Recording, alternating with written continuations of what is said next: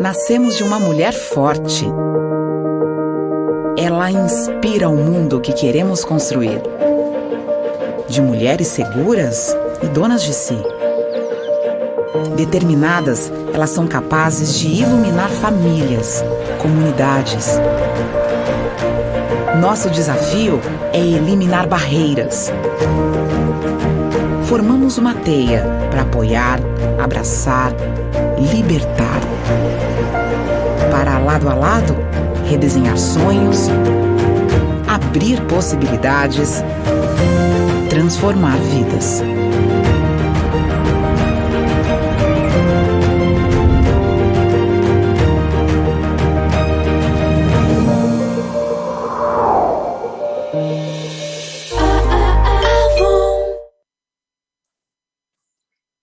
Boa tarde a todos, bem-vindo aí ao 15º encontro do Fórum Brasileiro de Segurança Pública. Essa é a mesa Segurança em Números. Nossos convidados, Clara Velasco, do portal G1, Adrilane Araújo, da Universidade Federal do Pará, e Pablo Lira, da Universidade Vila Velha e também do Instituto Jones Neves, do Espírito Santo. 439 mil assassinatos com arma de fogo, 109 assassinatos por dia com uso de arma de fogo. Uma mulher morta a cada 2 horas, 5.333 registros de violências contra LGBTs e bissexuais, 333 mil adolescentes jovens mortos de 15 a 29 anos, 35 mil crianças mortas a partir de morte violenta. 67% das mulheres que morreram eram negras. 50 mil mulheres morreram de 2009 a 2019. Tudo isso é segurança em números. Mas antes de começar a ouvir os nossos palestrantes, a gente vai passar aqui para a Mídria fazer a abertura com uma mensagem para todos nós. Eu queria escrever sobre tudo o que cabe. Hoje tive um desses bons dias em que tomar sol na laje com a família reunida é suficiente para lembrar que o que importa e reverbera mora mais perto do que se pensa, cabe num espaço menor do que se imagina. Hoje os protestos inundaram as ruas com fogo e eu queria estar lá, mas eu também queria estar aqui. Hoje me recordei da dualidade da vida, desses contrastes infindáveis que cabem dentro de mim, como cabem no céu, nos degradês da parede do infinito vista do alto da Coab, das nuvens e do sol que brigam no entardecer da minha constelação pessoal. Esses dias têm me ensinado a lidar com o absurdo, o inconcebível, a impossibilidade de antes, que agora me parece a melhor opção. Esses dias de ver meninos soltando pipas de máscara, esses dias de dizer fique em casa, mas sai pra rua se for pra estancar. O sangue mancha a nossa pele e o único jeito de limpar às vezes é queimar. Queima, queima, queima, queima, queima tudo. Queima o que sobrou do colonialismo, queima a falta que mora em cada corpo preto da certeza do amanhã, queima o que não dá mais para engolir para que o ar possa passar, desobstruir os sentidos de perceber a realidade, criar novas referências. Para alinhar os chakras, taque fogo.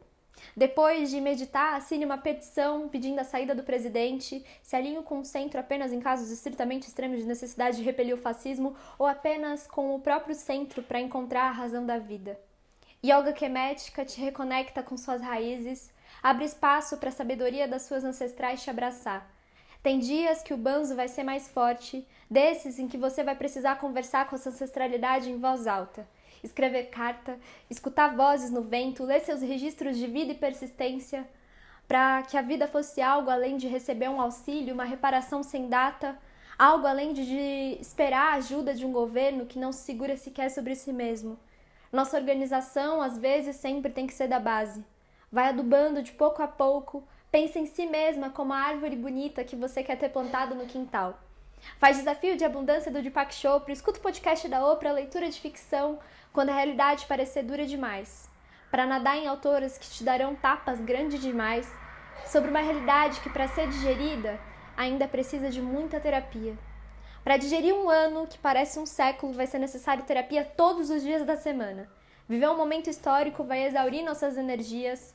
Então, anota num diário para os seus descendentes que, se eles viveram, a gente esteve aqui antes, vivendo as lutas profundas de olhar para dentro de si. Enquanto não dá para sair lá fora, percebe a infinidade de galáxias que tem aí dentro. Faz automassagem nos pés depois do banho, se toca, respira a alma depois de ler uma notícia difícil. Escuta seu corpo quando ele não quiser fazer nada. Perfuma você mesma, porque o grande rolê virou mais do que nunca o agora. Ser poeta na quarentena é péssimo, e eu só quero que esse texto, de alguma maneira, desanuvie a mim e a quem quer que escute. Então, agora eu vou apresentar os nossos convidados que vão estar nessa mesa Segurança em Números hoje. Então, a primeira delas, em ordem alfabética, é a Adrilane Araújo, que é bacharel em Estatística pela Universidade Federal do Pará, é mestre em Estatística pela USP, é professora da Universidade Federal do Pará, atua na Faculdade de Estatística e no Programa de Pós-Graduação em Segurança Pública do Instituto de Filosofia e Ciências Humanas. Tem experiência na área de modelagem, modelos estatísticos, probabilidade estatística, regressão, e já é docente do Programa de Pós-Graduação em Segurança Pública há 11 anos. Clara Velasco é jornalista formada pela USP, com pós-graduação em Gestão Pública no INSPER, é repórter de dados, checagem de notícias e projetos especiais da Rede Globo, atualmente trabalha no portal G1, é apresentadora do quadro Fato ou Fake na TV Globo e na Globo News, trabalhou no Profissão Repórter, também tem passagens pela Band e pela Folha de São Paulo, ganhou o prêmio Data Journalist Award, o prêmio da Petrobras de jornalismo, a premiação da Sociedade Internacional Americana de Imprensa e o prêmio Cláudio Web Abramo de jornalismo de dados, dentre outros. O professor doutor Pablo Lira é doutor em Geografia, mestre em Arquitetura e Urbanismo pela Universidade Federal do Espírito Santo, com aperfeiçoamento em Planejamento Urbano pela Universidade de Serres de França, especialista em Conservação Ambiental pela Universidade Federal do Espírito Santo, é professor convidado do Programa das Nações Unidas para o Desenvolvimento nos cursos de Segurança Cidadã, é colaborador do Fórum Brasileiro de Segurança Pública, é membro pesquisador da Rede Nacional de Pesquisa do Observatório de Metrópoles, é professor do mestrado em Segurança Pública da Universidade de Vila Velha, é também professor de cursos de graduação na mesma instituição, é professor do Instituto Superior de Segurança Pública, antiga Academia de Polícia Militar do Espírito Santo, é autor de vários artigos científicos em livros como Geografia do Crime e Arquitetura do Medo, Vitória, Transformações Urbanas, também é revisor de periódicos científicos, como a Revista de Caderno Metrópole da PUC de São Paulo, é colunista semanal da Gazeta e da revista ES Brasil, é servidor de carreira e especialista em estudo de pesquisas governamentais do Instituto Jones Santos Neves, onde é atual diretor de integração. E fez questão de colocar que é servidor público há 20 anos, com passagem pelo CESP, IEMA e IJSM. Então, aqui eu volto aos meus convidados, ao qual eu já passo a primeira fala ao professor doutor Pablo Lira para fazer as suas considerações à nossa mesa. Obrigado, Pablo, em agradecimento ao nosso convite, ter aceitado. Obrigado, professor Edson. Grande prazer estar com um amigo aqui na mesa, com os amigos, né? A Clara também, a Adrilaine, e com a nossa audiência, né? A gente cumprimenta aí nessa tarde, onde a gente vai tratar desse painel aqui da segurança pública em números. E também a gente aproveita para parabenizar todos os membros, né? A organização do 15º Encontro do Fórum Brasileiro de Segurança Pública, na figura aí do Renato Sérgio Lima. Então, vou compartilhar aqui minha tela, eu preparei aqui alguns slides para estar norteando a nossa fala. Vamos lá. Perfeito. Deixa eu abrir aqui o modo de apresentação. Então, trazendo aí, né, essa temática, né, as estatísticas, eu desço um pouco ali, né, da segurança pública em números e vou comentar um pouco aqui sobre um panorama mais geral das estatísticas e análises em segurança pública no Brasil. Vou trazer alguns cases, alguns modelos, né, de plataformas e também de gestão de informação, de dados e conhecimento em segurança pública, e pretendo estar alinhado aí com as falas seguintes, né, da Adrilaine, né, e da Clara também. Então, nessa nossa mesa aí da segurança pública em números, eu estou baseando aqui em alguns estudos nossos aqui do Estado do Espírito Santo, dentre eles aí esses 2 livros, né, o Atlas da Criminalidade e um outro livro também que a gente publicou aí no âmbito do Observatório das Metrópoles, pela editora Letra Capital, Geografia do Crime e Arquitetura do Medo, onde a gente explica um pouco, né, essa questão dos conceitos, das estatísticas criminais, principais bases de dados, as referências internacionais também. Então, aqui na nossa mesa, eu busquei estar um pouco introduzindo o tema, né, e apresentando esses casos de sucessos e desafios que a gente está passando e já passou no nosso país. Então, as perspectivas que a gente tem das estatísticas criminais, a gente tem uma primeira perspectiva, né, que eu costumo trabalhar com os alunos, que é a perspectiva epidemiológica, né?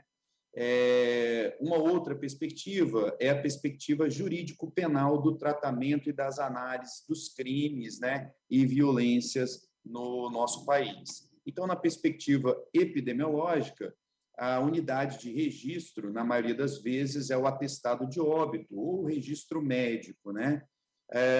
Ela segue aí a classificação internacional de doenças, a CID, né? Que nós estamos aí na revisão de número 10, a CID-10, e a gente tem bases consolidadas no Brasil, inclusive com mais tradição na área da saúde, o recorte epidemiológico olhando as violências, né?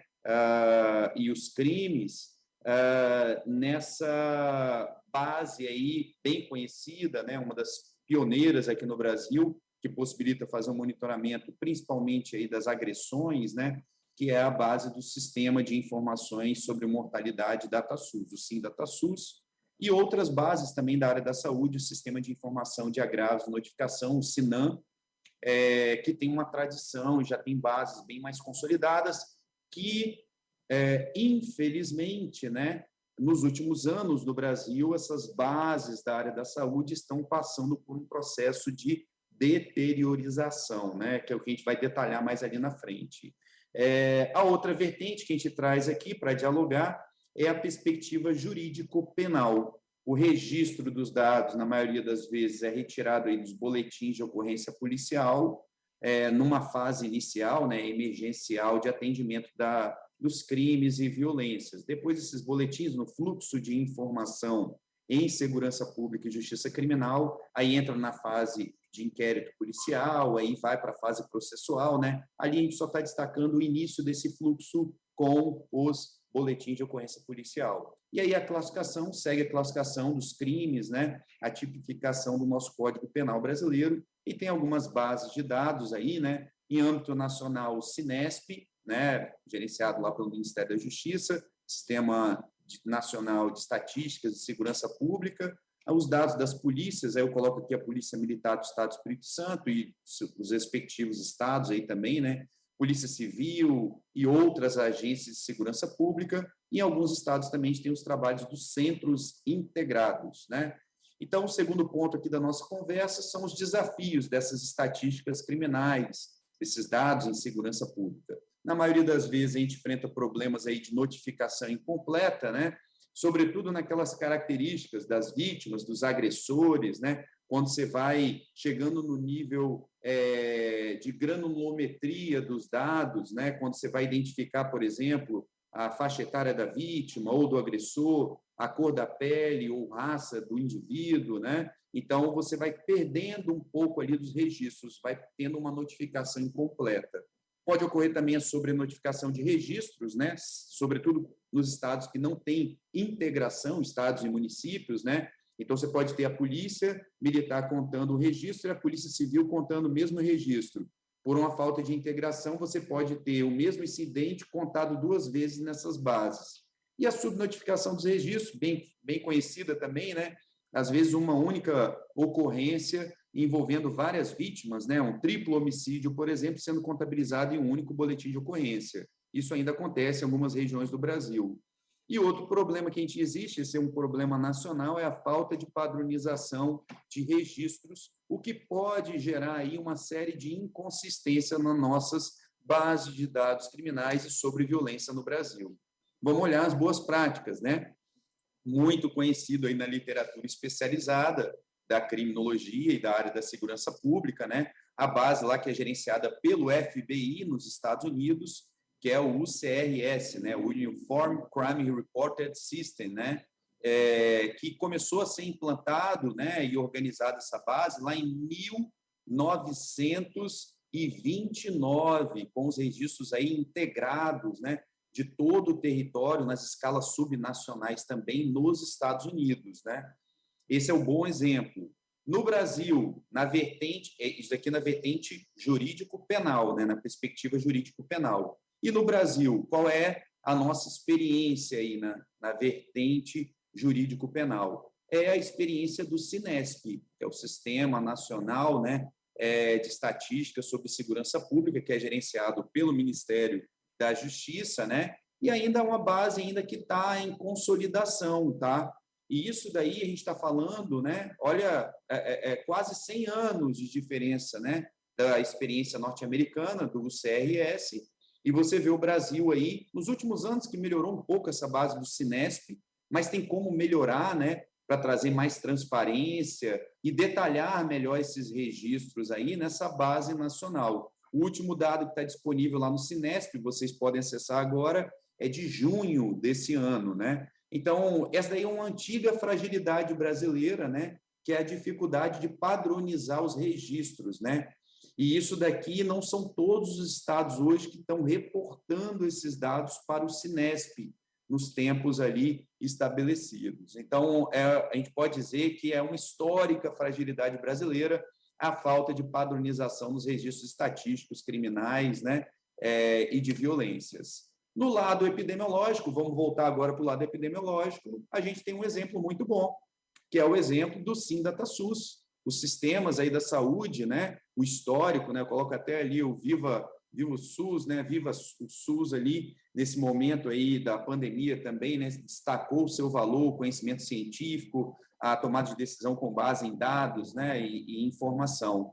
Então, a gente tem essa experiência nos anos 90, né, do SINDATA-SUS, que teve um abastecimento, né, pegando aí o recorte até de 1979, está hoje disponível lá na base do Tabnet, e aí a gente tem os dados lá de 79 até 2019, com os recortes lá da CID-10 e CID-9, né, a Classificação Internacional de Doenças. Porém, nos últimos anos, esse recorte, que era uma experiência positiva, essa perspectiva epidemiológica no Brasil, que supria a falta de padronização de registros no recorte jurídico penal, que é uma responsabilidade do Ministério da Justiça, infelizmente, a gente está vendo também um problema na qualidade, a perda da qualidade nos registros do Ministério da Saúde também, né? Então, eu trago aqui um resultado, um estudo aí do Atlas da Violência 2021, que é coordenado pelo nosso amigo aí, né? Professor Daniel Cerqueira, professor doutor, coordenador aí do Atlas da Violência, que destaca, olha esse gráfico, como que é gritante, né? A perda da qualidade, a deteriorização dos registros epidemiológicos da violência no Brasil. Então, aqui tem um gráfico, a gente tem aqui a proporção de mortes por causa indeterminada em relação ao total de óbitos de causas externas. Olha no último ano aí, nos últimos anos, de 2018 e 2019, como que aumentou, né, o percentual ali de mortes violentas por causas indeterminadas. Essa potência brasileira, que é os recortes epidemiológicos no campo da segurança pública e também, de maneira geral, né, nos registros aí do Tabnet, está ameaçada, né? E ameaçada por quê? Né? Na redução do investimento que a gente está vendo, de maneira geral, na ciência, na inovação, na tecnologia no nosso país. Em alguns estados, olha o caso do Rio de Janeiro, esse percentual chega a 34,2%, né? o percentual de mortes violentas por causas indeterminadas. É um problema que a gente vê em alguns estados e também no âmbito federal. A desvalorização aí, né, a precarização das bases de dados, e aí eu vou fazer uma comparação agora com a pandemia, né? A gente vê que isso daí ficou escancarado para a sociedade brasileira, né? A falta de compromisso e postura republicana e democrática do governo federal no período da pandemia. A gente viu aí uma deteriorização das bases de dados e um ataque recorrente à transparência e à ciência no Brasil. A gente vive tempos sombrios, né? Está aqui, ó, jornais internacionais destacando que o Brasil, né, é um exemplo negativo por não divulgar dados sobre a Covid. Então, na pandemia, né, esses problemas nas bases da saúde se tornaram escancarados. Aquele percentual que a gente mostrou lá do Atlas da Violência, quando for atualizado, das mortes por causas indeterminadas, né, vai provavelmente aí, né, destacar uma piora na qualidade dos registros de dados, né? Porém, a gente tem um bom exemplo. E aí, o bom exemplo, né, a imprensa profissional no Brasil, já caminhando aí para a segunda metade da apresentação, a imprensa profissional no Brasil, né, trabalhou ali de mãos dadas com a sociedade. No momento crítico que o governo federal gerou ali um apagão de dados, né, em pleno pico da pandemia no nosso país, isso daí lá no mês de junho de 2020, né, nem tinha vacina naquela época, muita preocupação com as vidas dos brasileiros, né? E aí o consórcio de veículos de imprensa, a imprensa profissional no Brasil, né? O Globo, o Extra, Estadão, Folha e o UOL, democraticamente, com postura republicana, garantindo até hoje, ó, mais de 500 dias, né? Disponibilizando informação. Hoje em dia não tem como você omitir informação, né? A gestão da tecnologia da informação e comunicação fortalece muito essa vertente da gestão democrática, da transparência, né? Então, o governante que quer atacar isso, né? Essa vertente, essa virtude, né? Ele está dando um tiro no próprio pé, né? Expõe a sua situação de ridículo, né? Para a sociedade internacional, né? E o pior de tudo, que acaba manchando, né, a história do nosso país. Vamos voltar para a área da segurança pública. O último ponto que eu vou abordar aqui são os exemplos, né? Assim como a gente tem problema lá com o Cinesp e JC, e aí o recorte epidemiológico no Brasil também, né? Está passando por problemas, perdendo a qualidade dos dados. A gente tem exemplos positivos na área da segurança pública, de instituições, né? Organizações não governamentais. Reforço aí o destaque do Fórum Brasileiro de Segurança Pública nessa história, né? Que desde a década de 90, que a gente vivia aí um aumento, uma escalada da criminalidade violenta no Brasil, e a gente não tinha base de dados oficiais para comparar os crimes entre os estados, ou até mesmo dentro de um estado, né?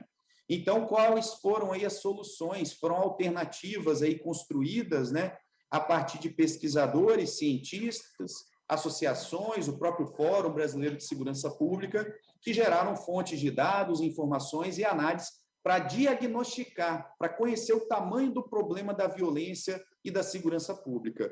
Graças a esse empenho de centenas, milhares de pesquisadores no Brasil, militantes comprometidos com a transparência e a pesquisa na área da segurança pública, a população brasileira ali no final da década de 90 e início dos anos 2000 começou a perceber a magnitude e a intensidade do problema da insegurança pública no nosso país. O professor Edson abriu muito bem aí, destacando, né, mais de 50 mil homicídios registrados no Brasil por ano. É o país com o maior número de homicídios no mundo, né? Entre os 5 com maior taxa de homicídios no mundo e outras violências, né? Então, experiências positivas que eu queria destacar aqui é o mapa da violência, que tem uma série histórica lá de 1998 a 2016, o anuário do Fórum Brasileiro de Segurança Pública, de 2007 até o período atual, o último agora esse ano, né, 2021, o Atlas da Violência, lá coordenado pelo professor Daniel Cerqueira, parceria com o Fórum Brasileiro e com o IPEA, e de 2016 até o período atual, o Monitor da Violência, que também é recente, né, e tem a base, é claro, vai explicar, vai detalhar aí essa experiência muito exitosa para a transparência dos dados e gestão em segurança pública, né, fornecendo uma base de dados mensal aqui, e é uma parceria também do Fórum Brasileiro com o G1, né, com o portal G1. E eu vou tentar falar um pouco aqui de maneira mais rápida, dando alguns exemplos estaduais, pegando o exemplo aqui do Observatório da Segurança Cidadã do Instituto Jones. É bem rápido, só destacar, eu já falei aqui, né, o mapa da violência, 1998 até 2016, tem o protagonismo lá do Júlio Jacobo, né, professor Edson?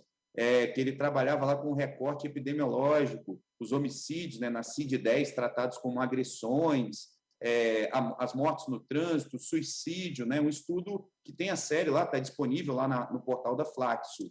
O Anuário do Fórum Brasileiro de Segurança Pública, que expandiu, hoje é o documento mais completo sobre a segurança pública que a gente tem no Brasil. Provê informações ali para gestores públicos estaduais, subnacionais, dos entes subnacionais, né, que nem o Ministério da Justiça provê, né? Então, é uma base integrada, tem um trabalho, a gente vê aí todo o esforço, todo ano da Samira, do Renato, toda a equipe aí, né, o conselho do fórum, para, através da lei de acesso à informação, ter o retorno aí dos estados, né? Então, e nesse período, o Cinesp, nem aquele portal que está lá hoje estava disponível, né? Então, olha a importância aí, né, dessa transparência e esse trabalho coletivo. O Anuário do Fórum Brasileiro de Segurança Pública vai além, trabalha com a questão dos crimes de mortes violentas, crimes contra o patrimônio, outros tipos de crime ali, né? A violência doméstica e sexual, gastos com segurança pública. Tem gestor hoje que usa o anuário, porque ele não tem essa informação dos gastos de segurança pública no seu estado, né?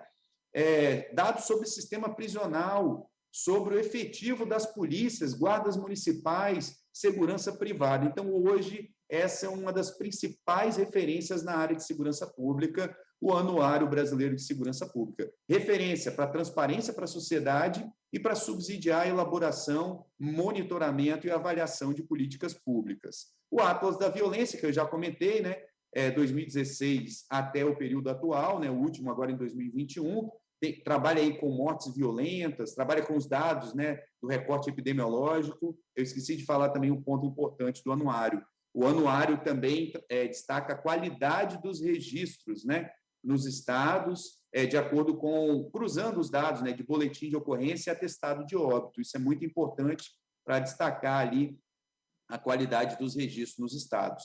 O Atlas da Violência, como eu falei, né, violências contra a juventude, mulher, pessoas negras, população, LGBTQI+, também, pessoas com deficiências, indígenas, questão de arma de fogo, e com análise, né? Análise rica, esses relatórios, esses estudos proporcionam para a população brasileira. Agora, se aproximando de ano eleitoral, né, essas referências são utilizadas como fonte para o debate, opinião pública, né, para a formulação de leis, os debates, decisões, né, do Supremo, utilizando o Atlas da Violência, sobre essa enxurrada que a gente está vivendo aí de 2019 para cá, de decretos, normas, leis para ampliar o acesso à arma de fogo, essa maluquice que o governo federal está implementando no Brasil, né?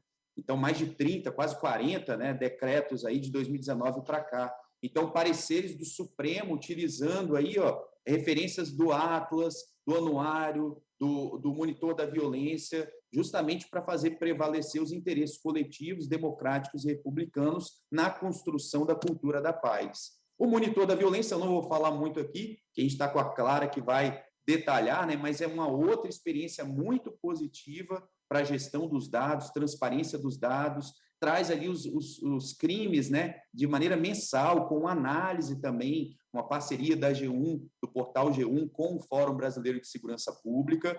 Não vou dar spoiler, tá, Clara? E, para finalizar, aqui o Observatório da Segurança Cidadã, no site do Instituto Jones, deixa eu fazer uma propaganda aqui, o Daniel Cerqueira está como nosso diretor-presidente aqui do Instituto, né, o Edson? E aí eu fazer aqui uma propaganda junto com o Daniel aqui, desse painel, né, o Observatório da Segurança Cidadã, que é um repositório da nossa, que traz as informações aqui de crimes, né, crimes contra o patrimônio, crimes contra a pessoa, são dados aqui que trazem um detalhamento, né, da violência, painéis dinâmicos, estão aqui com os dados atualizados, por exemplo, 2021, até setembro, os dados do Observatório da Segurança Cidadã aqui do Estado do Espírito Santo, possibilita fazer o download dessas informações, uma parceria com a nossa empresa de tecnologia. Tem a análise também da geografia do crime também aqui no Estado do Espírito Santo. Então, muito acessado, os municípios vêm consumindo aí essas ferramentas e também com a questão do acesso às informações, né, os dados abertos, né, a pessoa pode baixar os dados em CSV, os pesquisadores, né, e fazer as análises aí nos municípios, né. Inclusive, a gente está aí agora, né, com a nossa coordenadora aqui do Observatório da Segurança Cidadã, a Bárbara Cabaleiro, que trabalhava lá no ISP, né, era gestora lá do ISP, no Rio de Janeiro. Ela está coordenando um curso, né, de análise criminal aqui no Estado. A gente está com uma turma de mais de 50 policiais militares e civis, aprendendo a utilizar essas ferramentas, né, e difundindo a cultura da análise criminal. Depois eu vou passar o link ali, vocês acessam também no site do Instituto Jones dos Santos Neves, né, esses painéis, ó, crimes contra o patrimônio, ó, dá para você ver aqui os envolvidos nesses crimes, objetos, tá? Então, já finalizando aqui, para não extrapolar meu tempo, acho que eu já até extrapolei, só uma reflexão. Eu acho que eu tenho que parar a apresentação, né? Voltar para a apresentação, tem que parar e voltar, né? Vou fazer aqui. Finalizando aqui, só deixar uma reflexão, professor Edson, Clara, Adrilaine, todo mundo que está acompanhando a gente, né? E principalmente em ano pré-eleitoral, né? É comum a gente ver aí o assodamento dos mercadores do medo, né? Oi, tá vendo? Não? Deixa eu compartilhar de novo. Deixa eu tentar aqui. Desculpa aí o contratempo. Estão vendo? Sim, Pablo. Tá. Então, em ano pré-eleitoral, né, é comum a gente ver aí o assodamento dos mercadores do medo, vendedores de solução mágica na área da segurança pública. Sem dados, né, sem informações, transparência dessas informações, a gente deixa um campo fértil para o charlatanismo, as fake news, né, principalmente no ano eleitoral. Na segurança pública, não existe espaço para improviso. Não existe solução mágica. Não é preciso a gente reinventar a roda na área da segurança pública, sobre o risco de gerar sombreamento de ações e redundância de gastos e recursos públicos, tá? Então, a honestidade intelectual, evidências científicas e as verdades dos fatos, né, sempre vão prevalecer. E a gente trabalha aí com a segurança pública em números, né, para que os interesses coletivos prevaleçam na missão republicana e democrática de implementar políticas e promover as políticas de segurança pública com base na transparência dos dados e cientificidade. A gente deixa essa reflexão e se coloca à disposição aí para somar esforços nesse campo aí da gestão de dados e informações na segurança pública. Obrigado aí a todos e desculpa se extrapolei meu tempo. Extrapolou, mas fez a propaganda para o Daniel Cerqueira, que está feliz com você, né? Pessoal, nós tivemos um problema no início da nossa mesa, na abertura, então ninguém ouviu o que eu falei, então eu vou refazer a abertura. Então, eu queria primeiro agradecer ao Pablo pela fala, que está no meio da nossa mesa, e dizer o seguinte: sejam bem-vindos todos aí ao 15º encontro do Fórum Brasileiro de Segurança Pública, e essa é a mesa Segurança Pública em Números. Os nossos convidados são Pablo Lira, Clara Velasco e Adrilaine Araújo.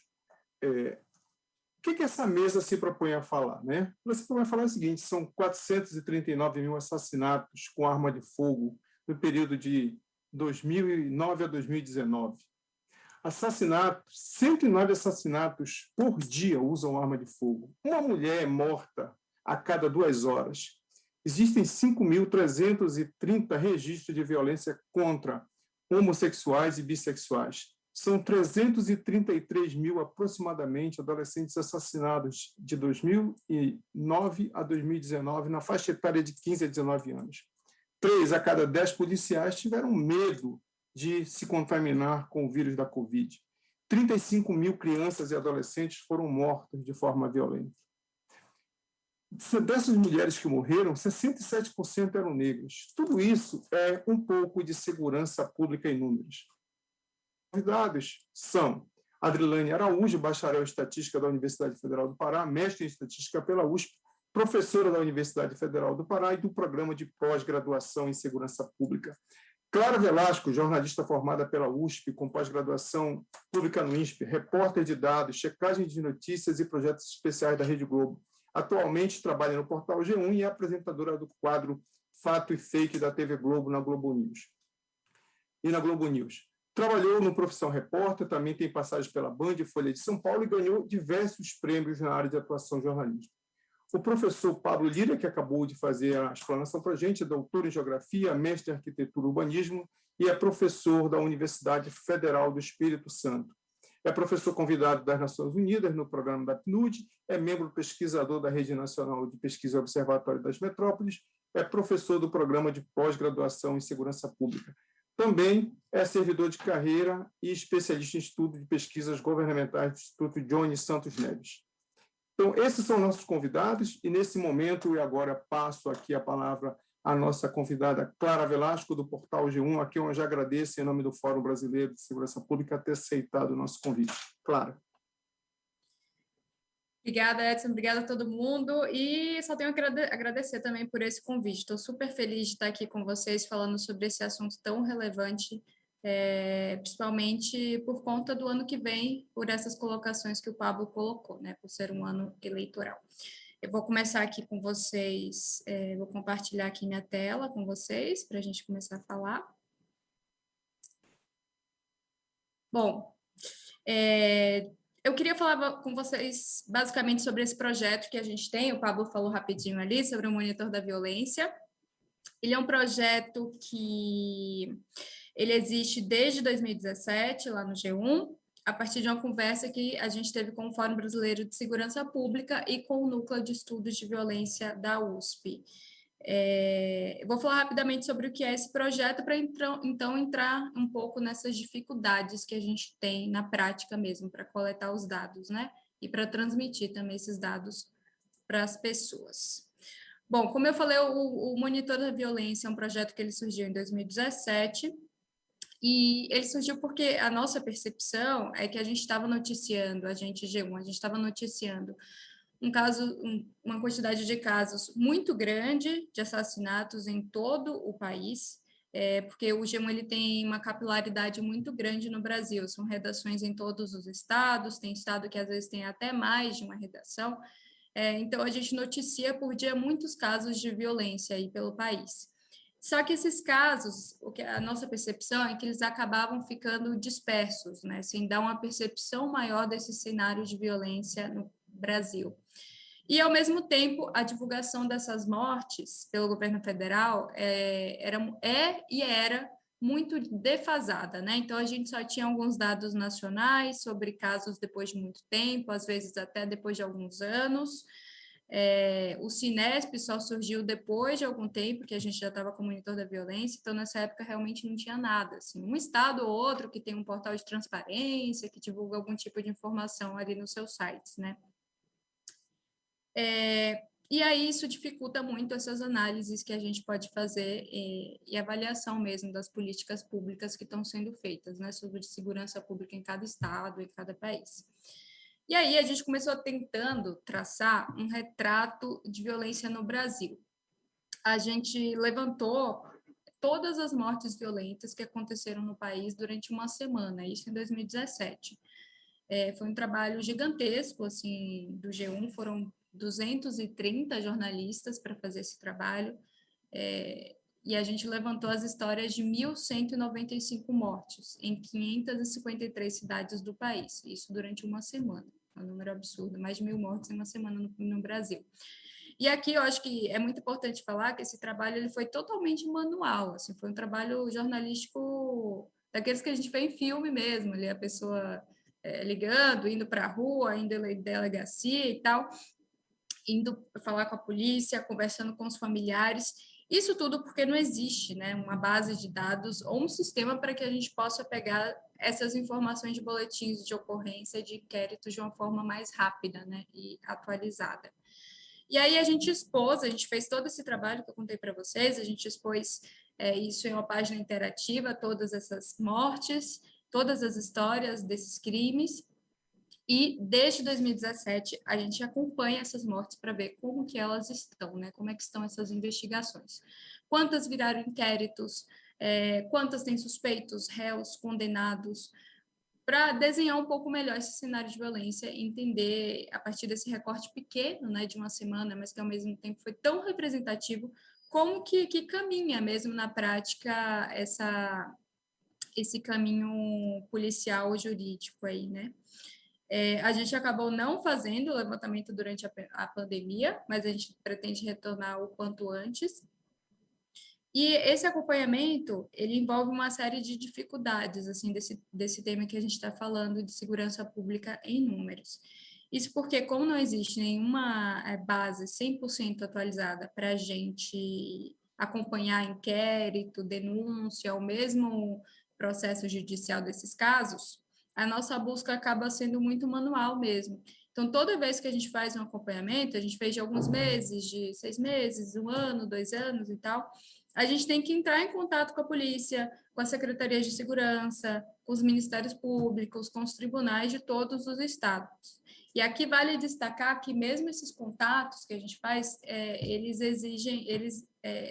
são feitos a partir de uma série de dificuldades também. Tem muita assessoria de imprensa, de secretaria de segurança, que não responde aos nossos pedidos, ou falam que não conhecem os casos, aí tem caso que chega duplicado, muito disso que o Pablo estava falando, informação básica sobre o crime que muda durante a investigação, e eu digo assim, por exemplo, o endereço do crime muda, o dia do crime muda, foi um morto e não dois, são coisas que a gente percebe que são erros de informação mesmo, e não porque a investigação acabou chegando em um caminho diferente. Então, esse trabalho do pós-recebimento dessas informações, para a gente também é ainda mais intenso do que os pedidos, porque a gente tem que analisar muito bem cada informação que chega para a gente, assim, já que essas informações elas chegam muito desencontradas, exige diversos novos pedidos de informação. Isso sem dizer também que essas informações elas chegam assim do pior jeito possível para quem lida com dados, né? Então é um e-mail com uma frase escrita ali, mesmo quando a gente pede algum número, alguma coisa assim, não chega no PDF, não chega no Excel de um jeito fácil para a gente tabular, é tudo PDF. Então é um trabalho muito grande da gente sistematizar essas informações, né? E nisso a gente leva geralmente mais de 2 meses para saber essas informações de apenas 1 semana de mortes no país, né? A gente está falando de 1 semana, imagina se a gente fosse analisar o ano inteiro, né? E aí também a gente tem dentro do Monitor da Violência uma série de projetos, como o acompanhamento mensal de dados, que o Pablo comentou, que a gente enfrenta dificuldades muito semelhantes, assim. O levantamento mensal de dados, vou falar rapidamente sobre isso aqui, que a gente começou a fazer isso baseado naquela dificuldade que eu comentei logo no início. Os dados nacionais, eles demoram muito para ser feitos. Então, nossa ideia foi, vamos a gente mesmo entrar em contato com os estados, pegar os dados de CVLI, que são os homicídios, as lesões corporais seguidas de morte, os latrocínios, e criar a nossa página especial, o mais ágil possível, o mais tempo real possível para a gente ter esse cenário, para a gente saber realmente o que está acontecendo de violência no país mês a mês e não esperar o governo federal finalmente resolver divulgar, né? E aí, como eu falei, nesse meio tempo surgiu o Cinesp, mas mesmo assim, o Cinesp ainda, como o Pablo bem colocou, está cheio de inconstâncias, né? A gente ainda tem uma certa, na nossa visão, a nossa página ainda está um pouco mais, está mais completa, tem mais agilidade também do que o Cinesp. E aí, além dessa coleta mensal de dados, a gente também faz retratos específicos sobre sistema prisional, violência policial, violência contra a mulher. E em todos esses casos, como eu falei, a gente tem uma série de dificuldades na coleta de informações. Ou os dados não estão disponíveis, não existem, não foram informatizados, ou os estados simplesmente não querem divulgar esses dados. E aí eu trouxe aqui para vocês 2 exemplos para ilustrar bem essas dificuldades, né, que são as principais que a gente encontra. E esse caso aqui para vocês, de raça, ele é bem recorrente, assim, seja em vítimas de violência policial, seja em outros recortes.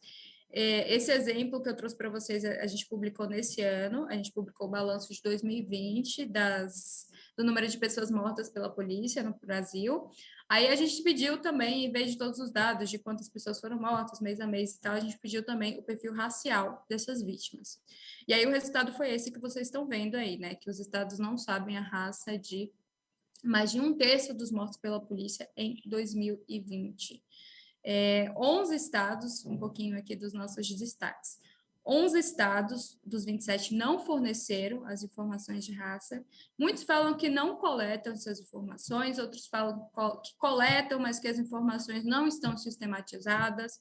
Outros falam que têm os dados, mas que eles não são representativos, porque tem falha. Então, os próprios estados reconhecem, né, esse problema aí nos dados.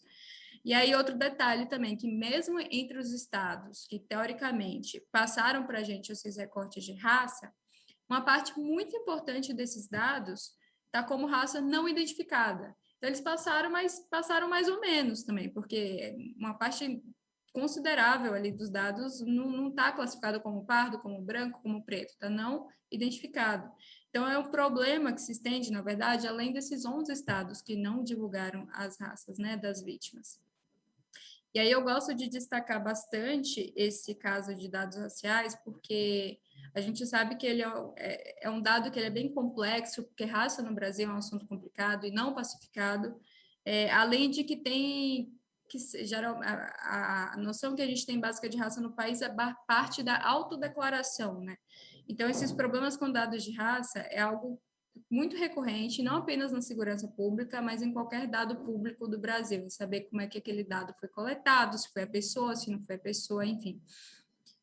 Mas é um dado que ele é muito importante porque o recorte racial, ele traz uma série de associações econômicas e sociais que representa muito bem essa desigualdade e o próprio racismo estrutural, né, das nossas forças de segurança. Então, a gente faz questão de pedir esses dados até para destacar essa falta de transparência e a falta dos dados mesmo, né?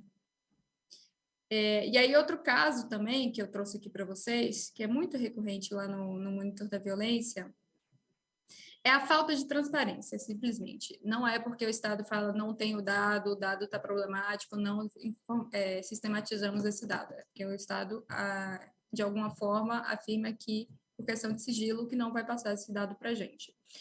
E aí, esse caso de Goiás é o mais emblemático lá no Monitor, porque pela 4ª vez consecutiva, o Estado não divulgou os dados de letalidade policial, que são considerados públicos no país.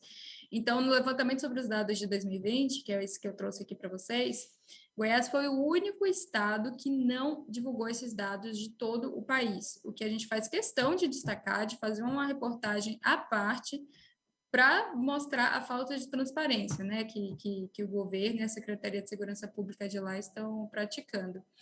E aí a Secretaria Pública do Estado, ela afirma, como vocês podem ver aí na tela, que existe uma portaria que determina que as investigações policiais, as sindicâncias e os processos administrativos disciplinares não concluídos são considerados sigilosos.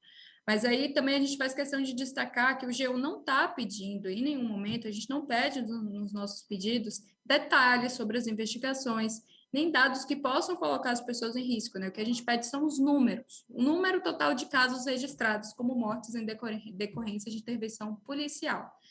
Inclusive, o Estado, a gente faz esse levantamento há bastante tempo, inclusive a gente fazia já quando o Monitor da Violência nem existia, e o Estado já tinha informado esses dados para a gente em 2017 e em 2018. Só começou a negar em 2019, sendo que essa portaria já existia em 2017 e 2018.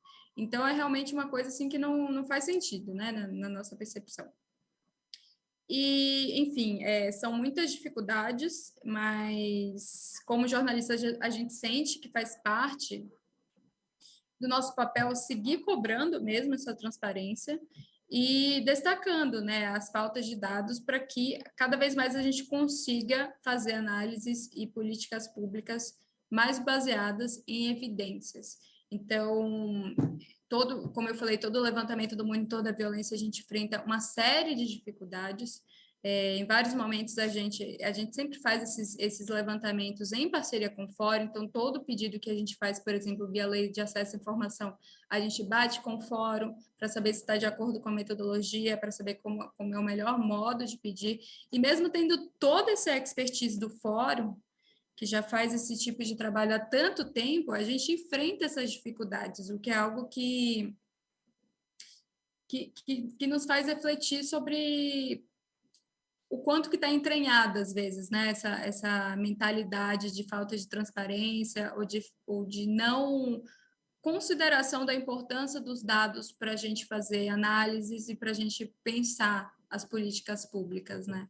Mas é um trabalho que, como eu falei, a gente faz questão de continuar fazendo e de destacando essa falta de transparência, porque ele é essencial, né? Ainda mais, como o Pablo bem trouxe, nesse contexto que a gente está vivendo, que a gente está vendo que os dados, as bases de dados públicas estão sendo tão dilapidadas e questionadas mesmo, né? E eu acho que ano que vem vai trazer ainda mais esse debate em cima dessas evidências baseadas em fatos, em cima das fake news, que a gente sabe que começaram a ganharam ainda mais destaque desde que a pandemia começou, e eu acho que ano que vem vai ser ainda um cenário ainda mais aterrador nesse sentido. Então, esse discurso da transparência aí é um discurso, uma bandeira que a gente faz questão de levantar. E é isso, deixo aí meu contato para vocês, para sugestões, para bater um papo sobre esse assunto, estou à disposição de vocês. Vou parar aqui de compartilhar a tela. Obrigado, Clara. Que bela exposição, hein? Como a gente está um pouco atrasado devido àquela falha inicial, eu já vou passar direto aqui para a professora Adrilane Araújo, a quem também eu agradeço por ter aceito o convite para participar da nossa mesa Segurança Pública em Números. Professora Adrilane.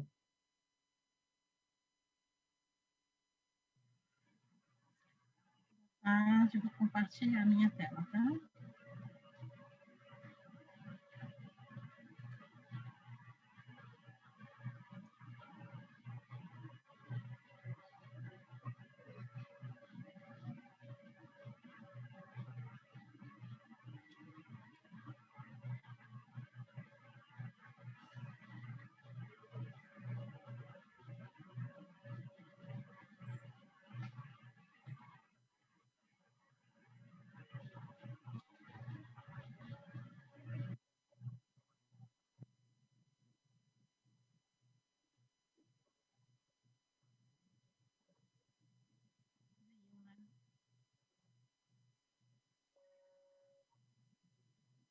Aparecendo?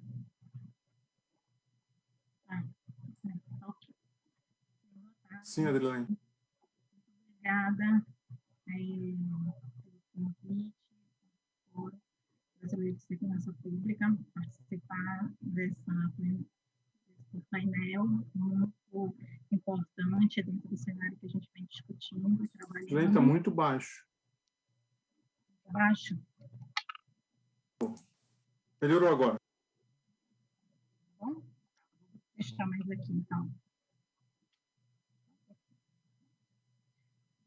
Agradecer o convite, como eu já venho dizendo, obrigada a presença da plenária também, agradecer ao professor Edson e a presença, participada também com a Clara e o professor Pablo. Um prazer ter conhecido vocês. Já conhecia, não presencialmente, mas pelo menos dessa forma. Tá?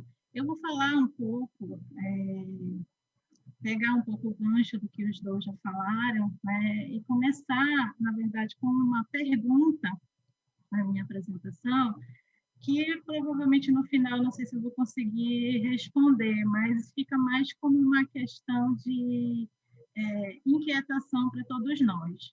É uma coisa que a gente vive a todo instante, a segurança em si. Tá? Então, vamos lá.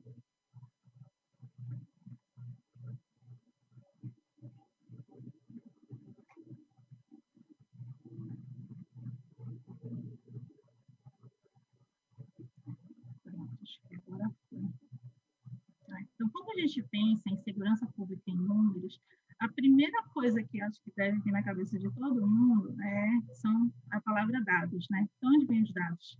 Onde será que estão esses dados? E tanto o Pablo como a Clara falaram muito bem disso. Onde esses dados estão, como eles são, quais os problemas que eles têm, quais as dificuldades que a gente apresenta, né, para obtê-los. Né? Então, os dados, eles são extremamente importantes para nós em tudo hoje em dia.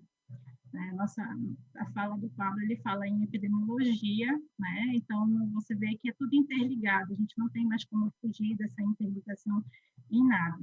Então, pensando em segurança pública, né, a gente tem dados de sistemas de informações de estatísticas que têm grandes problemas e limitações, como já foi apresentado, e a gente tem um pouco, até 2018, né, 2019, um sistema que era um pouco melhor de coleta de dados na área da saúde e da educação. Né? Então, os sistemas de serviços públicos eram melhores e, como bem o Pablo falou, eles estão agora bastante deteriorados e com dificuldades de crescer junto, né, com os sistemas da base de segurança pública.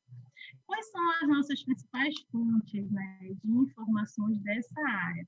São aquelas estatísticas que vêm da polícia, são as bases de registros, que grande parte foram apresentadas aqui, já pelos nossos dois colegas, os dados de mortes violentas, né, contabilizados pelo Ministério da Saúde, e pesquisas de vitimização, que eu vou falar um pouco. As fontes primárias de dados, elas são fontes extremamente importantes de coleta de informação, porque elas vão direto ao ponto, como a Clara perfeitamente apresentou. Eles coletaram informações de uma semana que foi extremamente riquíssima a perceber que aquilo precisava de continuidade e que era necessário a gente continuar trabalhando com esse tipo de informação.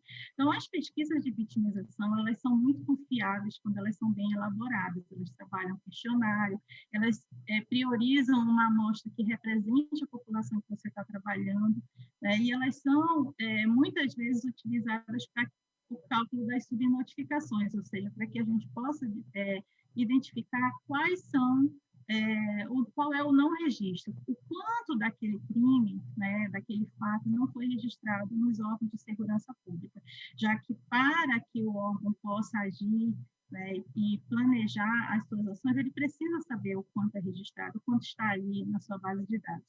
Tá?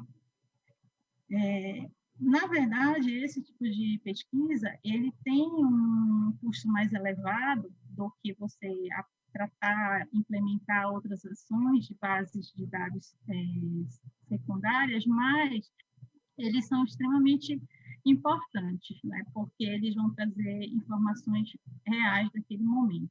No Brasil, foram realizadas grandes pesquisas de vitimização em 1888 e 2009 pelo IBGE, e em 2010, com uma famosa pesquisa realizada pelo CRISP, da UFMG, e do Instituto de Pesquisa do Datafolha, financiado pelo Ministério da Justiça. Essas pesquisas, elas foram grandes porque elas levaram todo o estado, todo o país, né? Levaram em consideração todo o país. Mas elas, mesmo elas tendo sido realizadas em momentos diferentes, elas não são totalmente comparáveis. A gente tem problemas de identificação de algumas variáveis, de algumas coisas que são importantes de serem trabalhadas e que não foram implementadas nas três pesquisas. E, desde 2010, a gente não tem novas realizações nacionais que possam trazer essas bases mais fortes para a gente.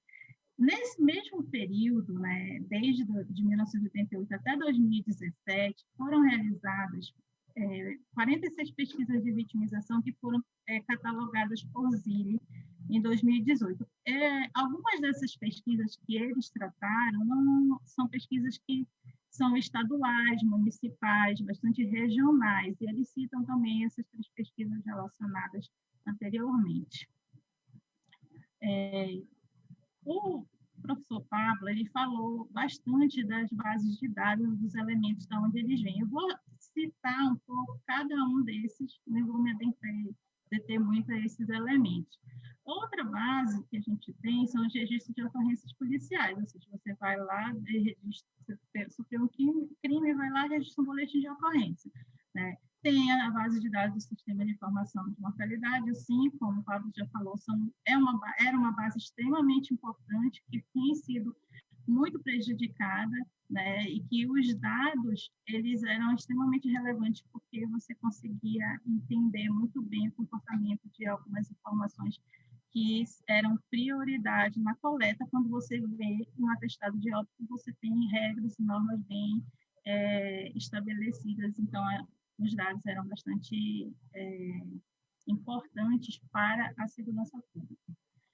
Tem a base do Sistema de Vigilância de Violências e Acidentes, né, que é o VIVA, e hoje está dentro do SINAM, então é uma base de notificação compulsória. Então, é obrigatório você registrar as violências domésticas e outras violências e as notificações imediatas, que são de violência sexual e tentativa de suicídio. Essas informações, elas vêm das unidades de saúde e são preenchidas por profissionais da área de saúde, pode ser tanto privado ou público. E a base de dados do Sistema de Justiça, o que talvez tenha sido que sofreu maior mudança nos últimos tempos pelas questões relacionadas à informatização dos dados que são coletados, né? Agora, tudo pode ser informatizado e viabiliza muito a visualização das informações, mas, como os meus colegas já falaram, isso é um crescimento, é subindo a escadinha, né? A gente está subindo uma escada muito longa ainda, com grandes dificuldades. Só para chamar a atenção, né, um dado importante que, desde a descoberta do crime até a sentença, né, do júri, isso leva no Brasil de cerca de 5,6 a 9,3 anos. Então, é muito tempo para se esperar, né, afindar um processo judicial. Então, essas informações precisam ser acompanhadas de bem mais perto e com dados muito mais acessíveis. Tem os dados do sistema prisional, que vem sofrendo também grandes números. É um local onde a gente tem certa dificuldade de adentrar as informações, mas não é impossível, mas um levantamento de informações a partir do Infobem, ele leva um certo tempo e tem grandes preocupações em relação a manter o sigilo, então é necessário a gente cuidar das questões éticas em relação ao apenado, né? E essa base, ela tem responsabilidade, apesar de ser uma base nacional, mas ela tem responsabilidade nos estados. Os estados têm que manter essas informações. As fontes secundárias, como já foi citado bastante pelo professor Pablo, e também um pouco pela Clara, o Cinesp, Anuário Brasileiro de Segurança Pública, Atores de Violência e Monitor da Violência. São informações que já vem com grande parte dos dados trabalhados, onde fica muito fácil de você organizar seus estudos. Agora, eu vou falar um pouco de alguns estudos desenvolvidos e trazer algumas inquietações em relação a cada um deles. No final de cada trabalho desse, o que a gente acaba percebendo é que o trabalho ele é árduo, né? Mas as conclusões elas não se modificam muito, e o que a gente precisa perceber é que, com muitos desses trabalhos, há mudanças, né? Há mudanças que vão acontecer e que estão acontecendo. Então, o primeiro trabalho que eu vou apresentar é uma dissertação do mestrado do Programa de Pós-Graduação em Segurança Pública, da aluna Vanessa Ecla Costa do Nascimento. Ela trabalhou as violências nos estádios de futebol em Belém do Pará, né? E ela trabalhou a questão da insegurança e implicações para a mulher torcedora. Foi uma pesquisa bastante interessante de dificuldade de coleta das informações, porque a gente não não teve como realizar de forma presencial, e a pesquisa ela atingiu mulheres torcedoras que frequentavam os estádios de futebol em Belém. Tá? Então, foi realizado no período de dezembro de 2020 a fevereiro de 2021, e a amostra, que foi do tipo bola de neve, porque foi um questionário via internet, onde chegou a ter acesso a muitas torcidas organizadas para que isso pudesse ser preenchido, e no final a gente teve 134 mulheres torcedoras que preencheram o questionário, e as violências que elas relataram foram no período de 2018 a 2020. Então, a gente percebe que existe um número razoável de mulheres torcedoras, né, falando só de Belém, e também no estado do Pará, e que frequentam o estádios de futebol, mas elas não se sentiram à vontade no preenchimento do questionário. Isso é uma coisa que a gente percebe e que eu vinha percebendo em outras pesquisas realizadas com base dessa forma. Então, vou falar um pouco do que aconteceu. Como é que é visto o estádio de futebol pelas pessoas, né, que estavam na pesquisa? Elas consideram que o estádio é perigoso e violento para os homens, né? Elas consideram elas não consideram que o estádio é perigoso e violento para os homens, mas elas consideram que o estádio é perigoso e violento para as mulheres, né? O inverso em relação a ser como o estádio é em relação à violência. E consideram o estádio um ambiente machista, né? Então, para o homem é possível, para a mulher não. Então, a gente vê aqui que existem torcidas organizadas no Pará que são só de mulheres, e existem torcidas mistas. Então, elas vêm já numa luta grande para mudanças em relação a como estar presente nesse espaço, né? Então, essas informações que a gente conseguiu mostra que é um cenário difícil, porque a visualização da informação de poder estar no estádio não é tão simples assim, porque ele é perigoso para a mulher. Quais foram as violências que a gente encontrou? Violência sexual e violência moral foram as mais relatadas, com 40% cada uma. Houve violência patrimonial e violência física. Eu não trouxe aqui, mas foi perguntado também sobre violência presenciada. E, além dessas, também foi relatado a violência psicológica por algumas pessoas, em quantidades menores, mas também foi relatado. Dessas pessoas que responderam disseram que foram vítimas de violência sexual, é claro e triste perceber que 100% dos homens eram agressores das mulheres, 100% desses agressores não era conhecido dessas mulheres, e 100% das pessoas não registraram um boletim de ocorrência. Então, isso é uma informação muito relevante para que a gente precise trabalhar campanhas e organizações dentro dos estádios, e não só dos estádios de futebol, mas dos espaços onde há a presença da violência para as pessoas de maneira geral. Aqui, claro, falando da violência em relação às mulheres. E, como sempre, né, eu acho que isso aqui é fato claro, as pessoas não registram porque elas acham que não daria em nada, né? Então, assim, é um cenário que a gente precisa mudar. Desde quando eu faço pesquisa de campo, onde eu vou a campo fazer questionário, essa é a resposta mais recorrente.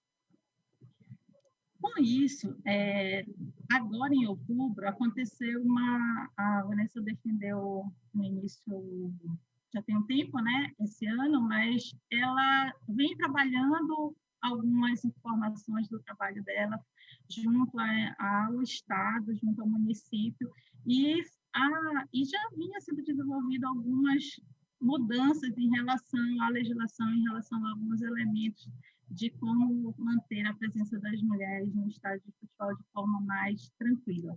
E aí saiu agora em outubro um projeto de lei, né, que pretende tornar permanente essa campanha que foi veiculada, tá, já, e agora ela vai ter um caráter de lei, que é em relação, contra a importunação sexual de mulheres nos estados do Pará. E isso, a ideia é que ela vá atingir todo o estado, né, para que a gente possa ter uma presença mais interessantes das mulheres dentro do estádio de futebol, como elas gostariam de estar. Eu não trouxe, mas muitas relataram que não vão ao estádio porque tem medo, né? E isso acaba sendo um cerceamento da sua vontade de participar de alguma do lazer, das suas atividades que você gosta. Então, o futebol é uma coisa que, para o brasileiro, é muito impactante, né? Muitos brasileiros são os torcedores ferrenhos. Quem não conhece o estado do Pará, aqui existem duas torcidas que são muito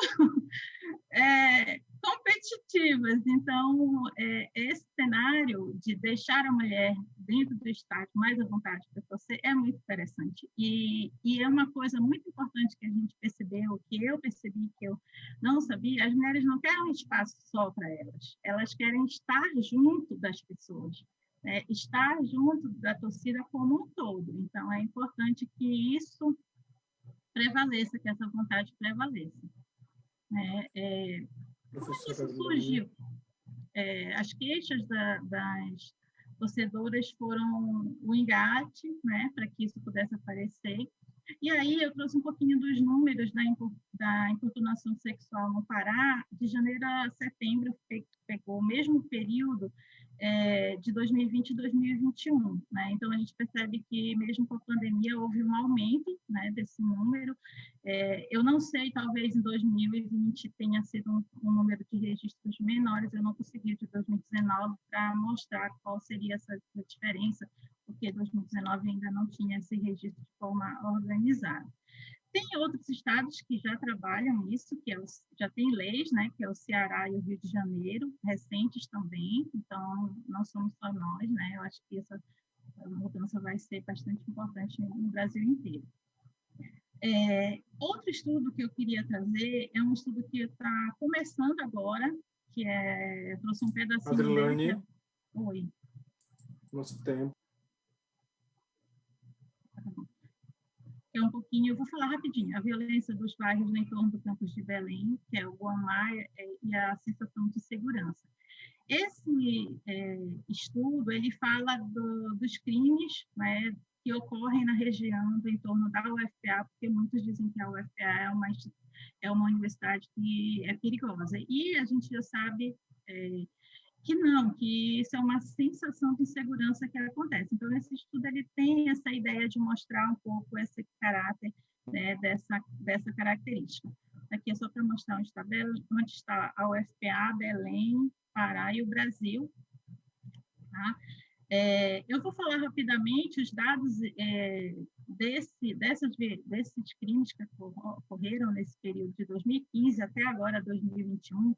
Eles vinham baixando em 2019, mas com a pandemia a gente não consegue dizer o que aconteceu aqui no nosso estado por essa questão. Os dados são menores, claro, mas em 2019 já havia um número de registros menores, né? Então, eu trouxe aqui o entorno da UFPA, Guamá e Terra Firme são os bairros considerados mais perigosos, ou alguns dos mais perigosos de Belém. O universitário é basicamente onde fica a UFPA, quase toda a UFPA, e o cenário é o mesmo que a gente conhece de sempre, né?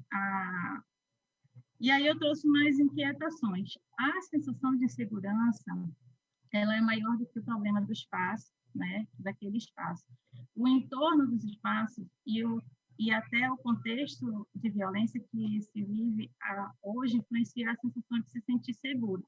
Então, na verdade, às vezes a gente está envolto com o que acontece no entorno e não com, de fato, naquele espaço que a gente até vive, né? Então, a gente precisa melhorar esse entendimento da população, tá?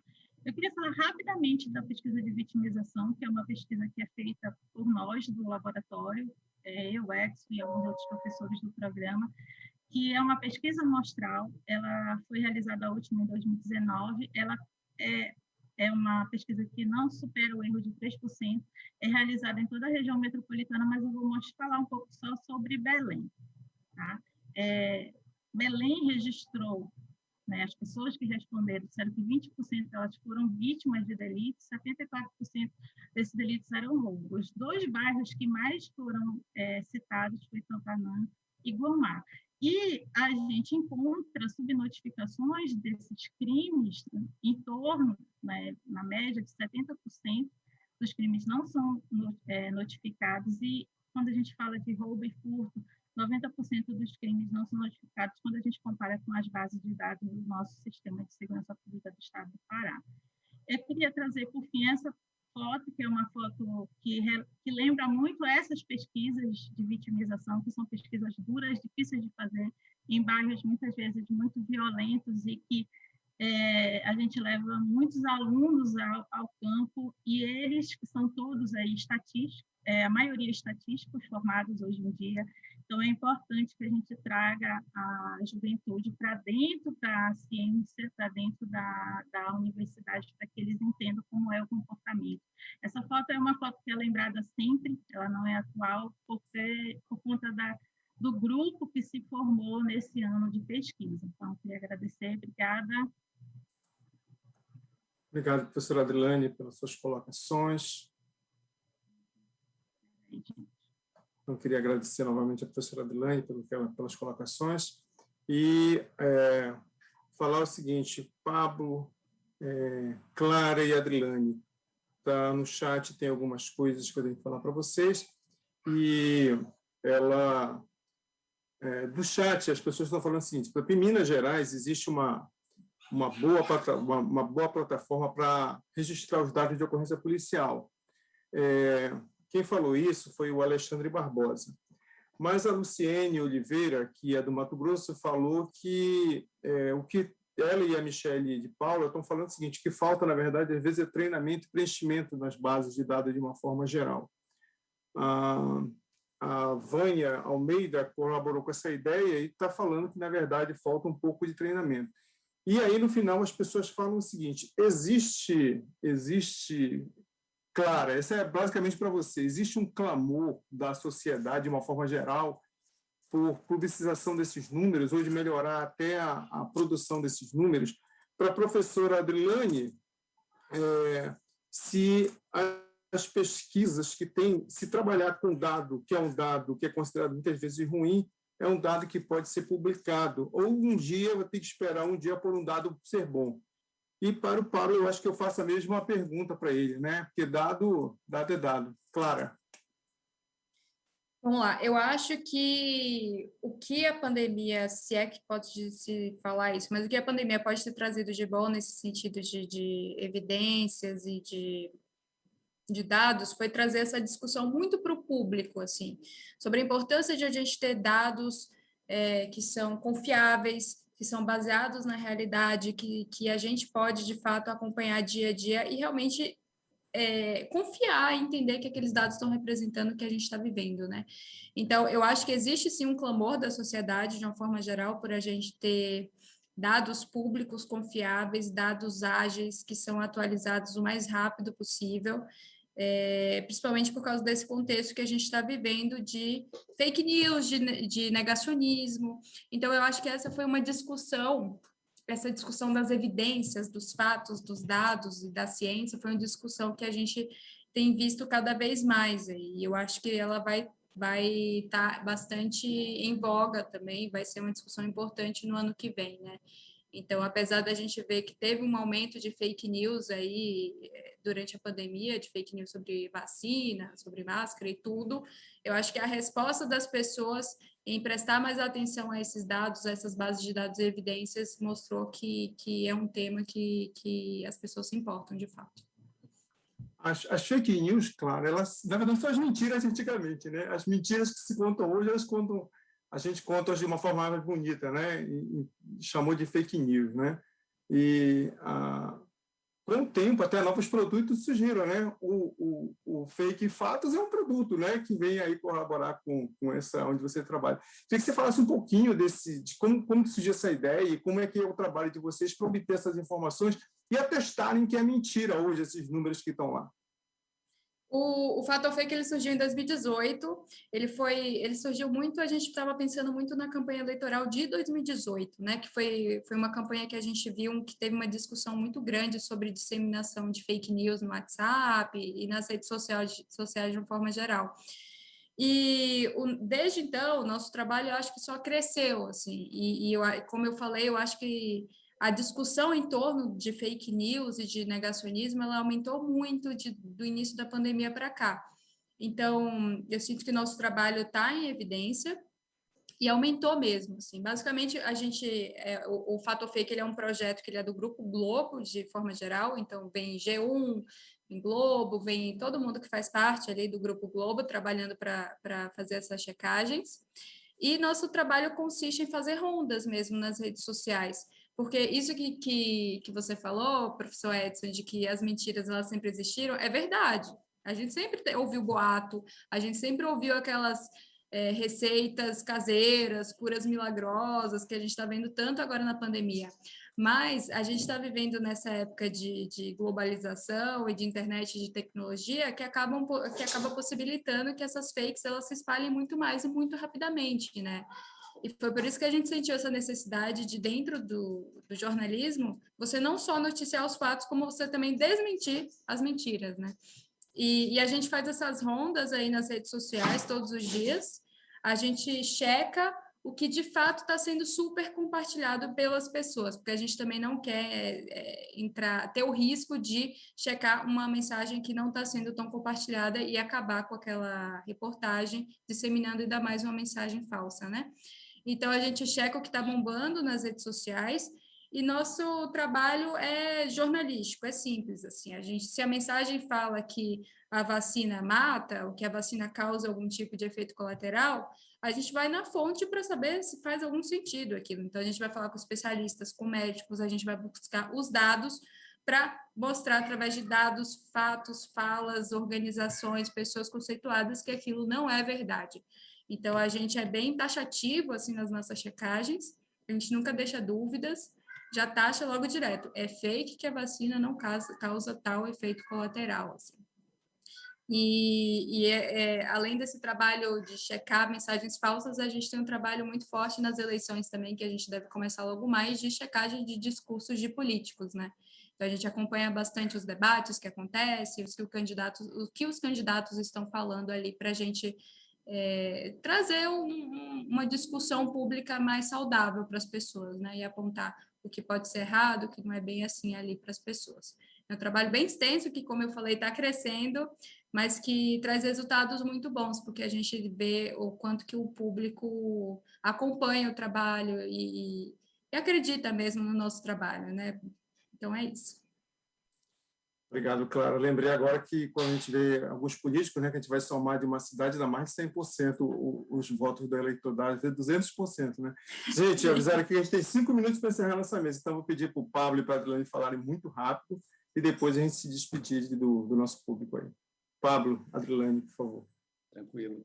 Só aproveitar aí, né, essa fala da Clara, né, muito oportuna a gente estar conversando sobre esse tema, né, e destacando a importância aí dos números, né, a transparência, esse trabalho que a imprensa profissional e instituições também democráticas, né, vem desenvolvendo nos últimos anos na área da segurança pública, que a gente citou aqui, né, o Fórum Brasileiro de Segurança Pública, o IPEA, né, G1 e outros portais também, instituições como o Instituto Jones, dos Santos Neves, aqui no Espírito Santo, as instituições de pesquisa estaduais, as instituições de ensino superior também, né?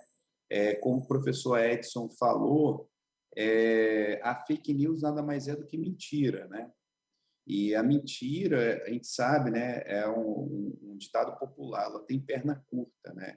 A mentira, as falsas narrativas, né?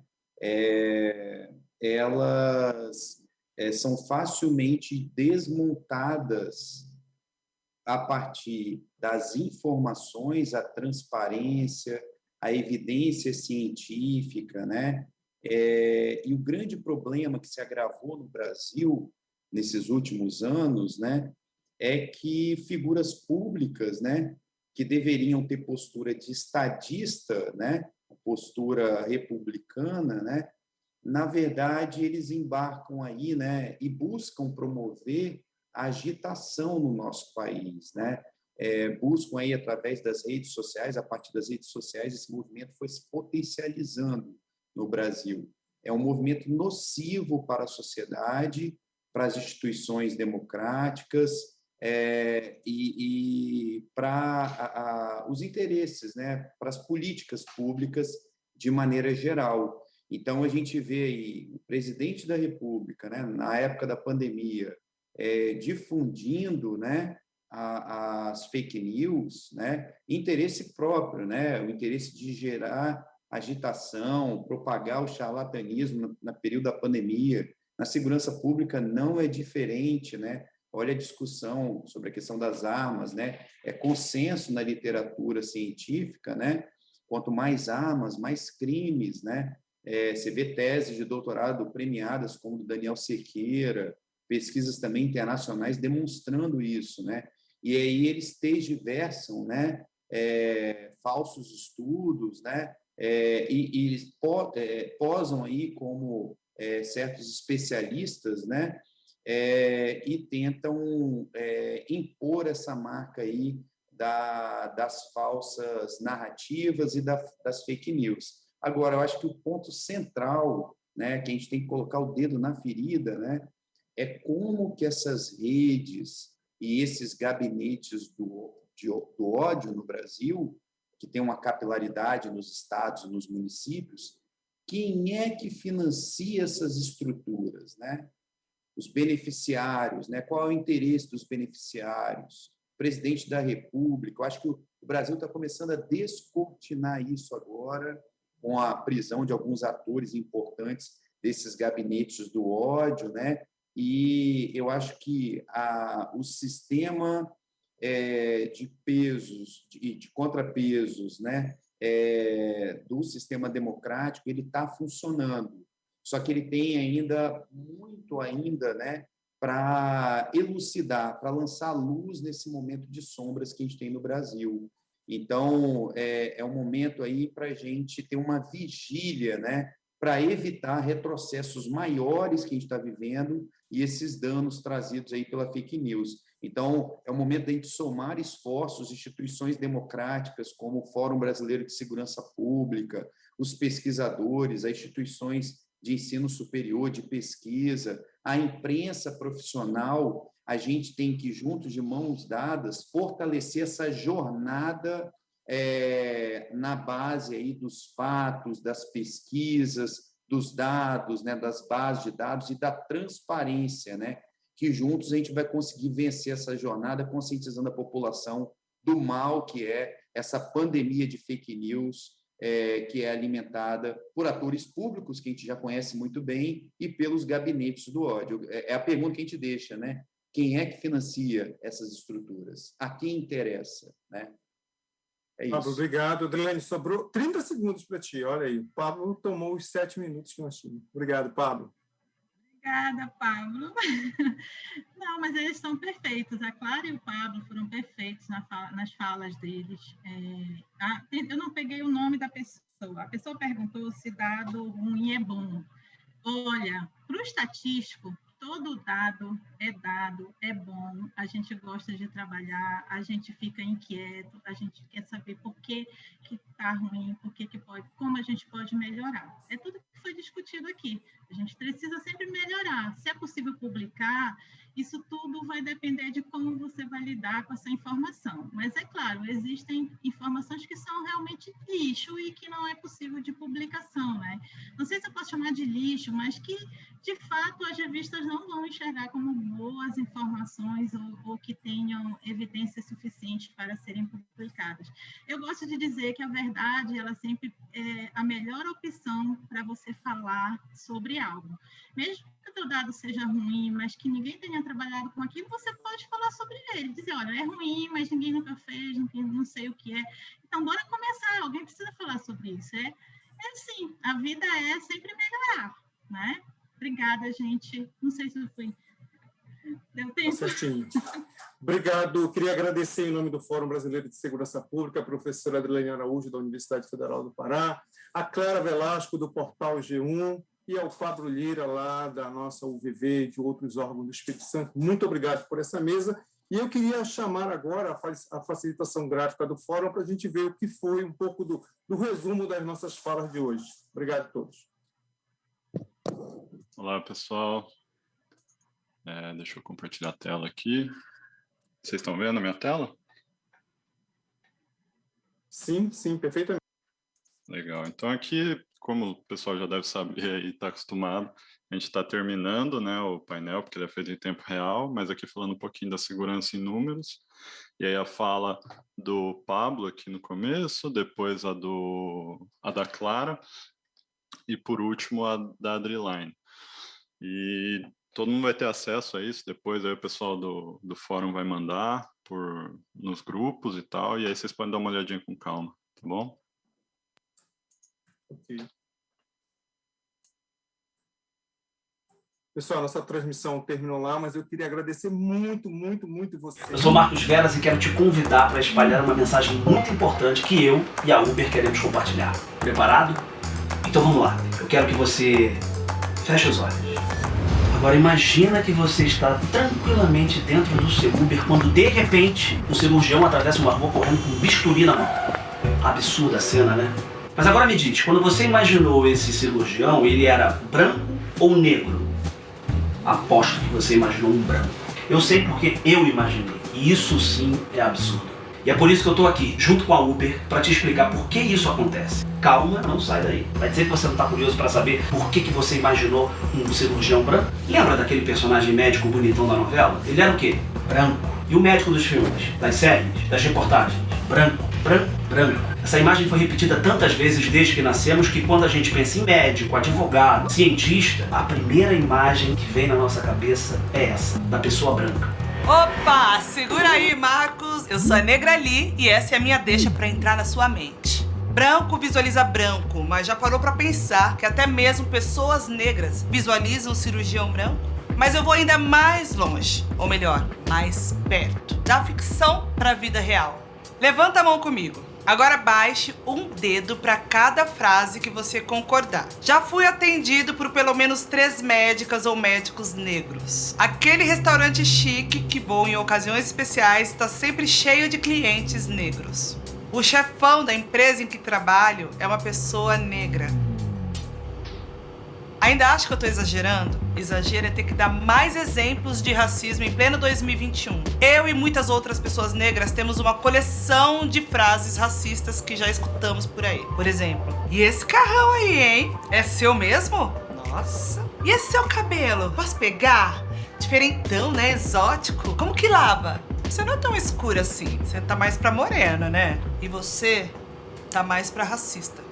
Essas atitudes estão tão presentes em nosso dia a dia que muitas vezes reproduzimos sem nem pensar. E quando a gente reproduz esse comportamento, geração após geração, a gente contribui para um ciclo infinito causado pelo racismo estrutural. Sim, eu, você, todo mundo. Mesmo que não faça parte da sua realidade, o racismo existe. E nós, pessoas brancas, temos um dever e a responsabilidade de nos posicionar sobre o assunto. Ouça e repare mais nas coisas que acontecem ao seu redor. E lembre-se que nossas atitudes impactam na vida de outras pessoas. Por isso, sempre que presenciar ou vivenciar uma situação de racismo, denuncie. Racismo é crime. Tanto fora quanto dentro da Uber. Para reportar o incidente no app, é só acessar a opção Suas Viagens, clicar na viagem específica e no menu Ajuda, escolher Reportar um problema de segurança e depois Reportar racismo. Repense suas atitudes racistas. Continue a mudança em t.uber.com/racismo.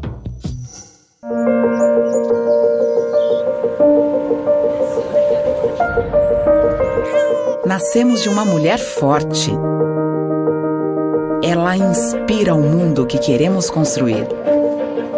De mulheres seguras e donas de si.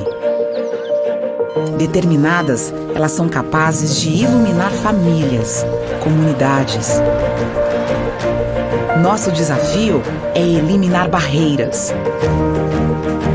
Formamos uma teia para apoiar, abraçar, libertar. Para lado a lado, redesenhar sonhos, abrir possibilidades, transformar vidas.